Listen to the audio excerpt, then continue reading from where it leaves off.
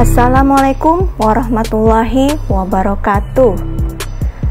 Kecuali memutuskan pemungutan suara ulang atau PSU dalam sidang tanggal 19 Maret 2021 lalu, pada amar putusannya, MK juga membatalkan surat keputusan Komisi Pemilihan Umum Provinsi Kalimantan Selatan yang menetapkan paslon Haji Sabirin Noor Haji Muhyiddin sebagai peraih suara terbanyak saat Pilgub 9 Desember 2020 lalu.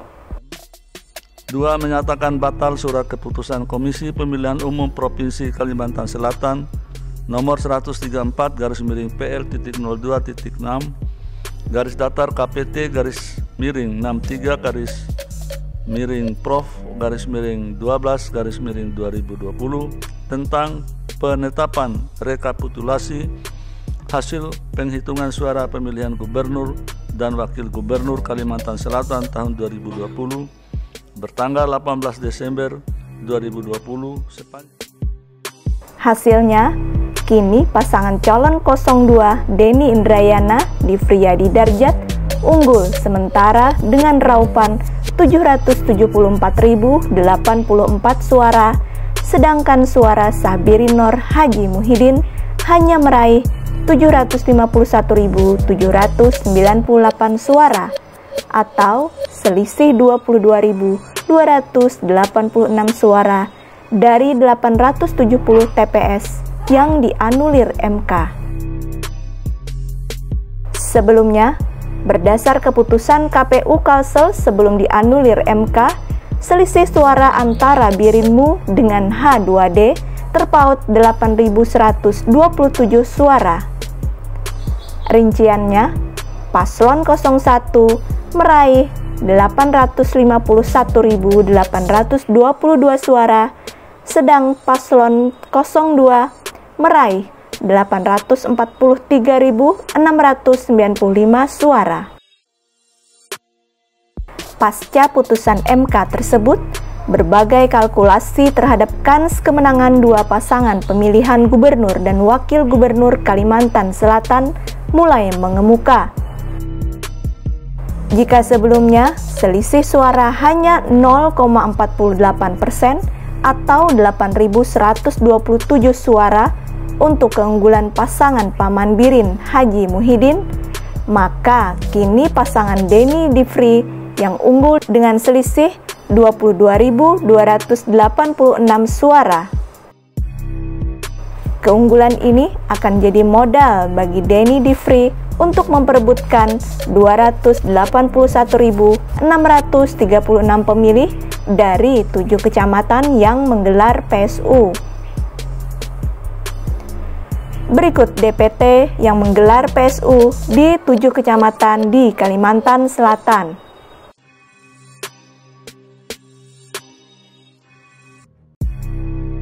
Kalkulasi lainnya, jika partisipasi pemilih diasumsikan di atas 50%, maka akan ada sekitar 140.818 pemilih yang akan menyalurkan hak suaranya untuk kedua pasangan calon.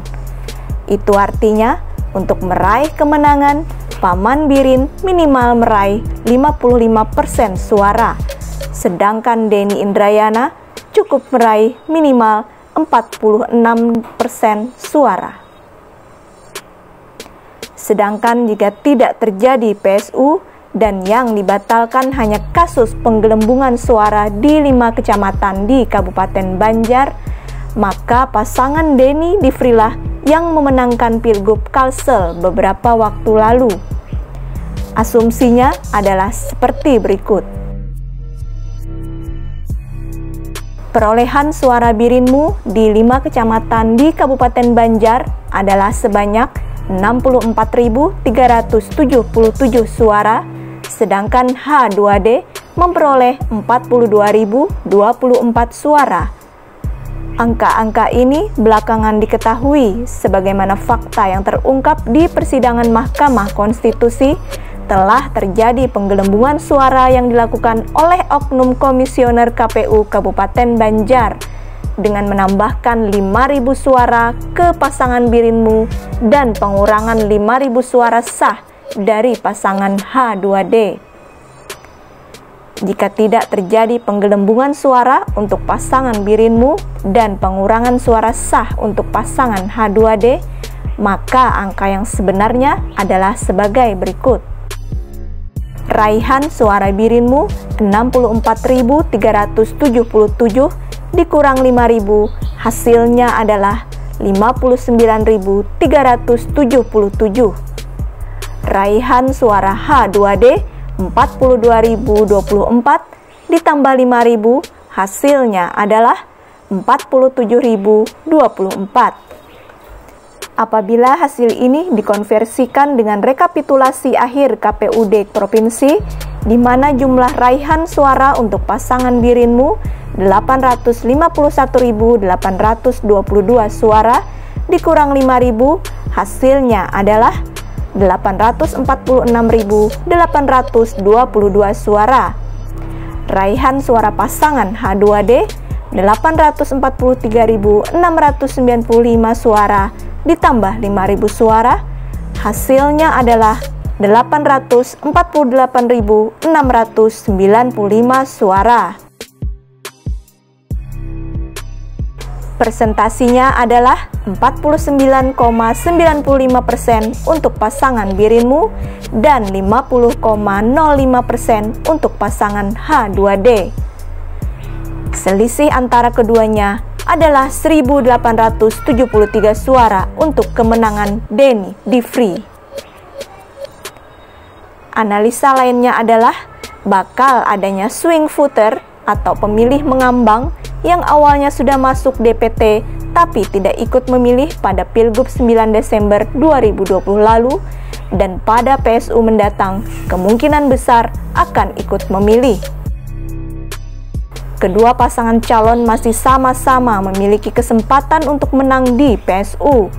Meski pasangan Denny Indrayana di Friyedi Darjat sudah memiliki modal 22.286 suara, tapi tidak akan dengan mudah untuk mengalahkan pasangan Paman Birin dan Haji Muhyiddin. Mereka harus memanfaatkan peluang dan kesempatan masing-masing, terutama mempertahankan suara yang ada dan merebut suara pemilih dari pendukung lawannya. Ditambah lagi, harus mampu meraih suara swing voters yang pada awalnya tidak ikut memilih. Bagaimana menurut pendapat kalian? Silahkan tulis di kolom komentar. Wassalamualaikum warahmatullahi wabarakatuh.